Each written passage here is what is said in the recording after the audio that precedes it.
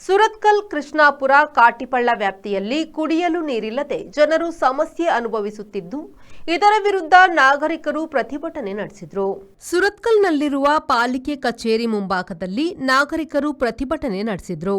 ಹಲವಾರು ಬಾರಿ ಜನಸಾಮಾನ್ಯರು ನೀರಿನ ಸಮಸ್ಯೆಯ ಬಗ್ಗೆ ಮನವಿ ನೀಡಿದರೂ ಯಾವುದೇ ಸ್ಪಂದನೆ ಇಲ್ಲ. ಕುಡಿಯುವ ನೀರಿಲ್ಲದೆ ಇಲ್ಲಿನ ಜನತೆ ಬಹುದೊಡ್ಡ ಸಮಸ್ಯೆ ಅನುಭವಿಸುತ್ತಿದ್ದಾರೆ.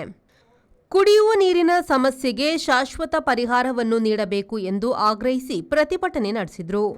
ಪ್ರತಿಭಟನೆಯಲ್ಲಿ ಸುರತ್ಕಲ್ ಕೃಷ್ಣಾಪುರ ಕಾಟಿಪಳ್ಳ ಪ್ರದೇಶದ ನೂರಾರು ಮಂದಿ ಪಾಲ್ಗೊಂಡಿದ್ದರು. ಹಲವಾರು ಬಾರಿ ನಾಯಕರು ಜನಸಾಮಾನ್ಯರು ಎಲ್ಲರೂ ಮನವಿಯನ್ನು ಕೊಟ್ಟಿರುತ್ತಾರೆ. ಯಾವುದೇ ಮನವಿಯನ್ನು ನೀಡಿದರೂ ಕೂಡ ಪರಿಹಾರ ಇಲ್ಲ ಎನ್ನುವ ವಿಷಯದಲ್ಲಿ ಇವತ್ತು ನಾವು ಪರಿಹಾರ ನೀಡಬೇಕು ಎನ್ನುವ ಉದ್ದೇಶದೊಂದಿಗೆ ಇವತ್ತು ಹೋರಾಟವನ್ನು ಹಮ್ಮಿಕೊಂಡಿದ್ದೇವೆ. ಇದೀಗ ನಾವು ಘೋಷಣೆ ಮೂಲಕ ಸಂದೇಶ ಹಾಗೂ ಹೋರಾಟದ ಎಚ್ಚರಿಕೆಯನ್ನು ನೀಡಲಿದ್ದೇವೆ. ಸುರತ್ಕಲ್ ಕೃಷ್ಣಾಪುರ ಕಾಟಿಪಳ್ಳದಲ್ಲಿ ಕುಡಿಲಿಕ್ಕೆ ನೀರು ಇಲ್ಲದಂತಹ ಪರಿಸ್ಥಿತಿ ಇದೆ.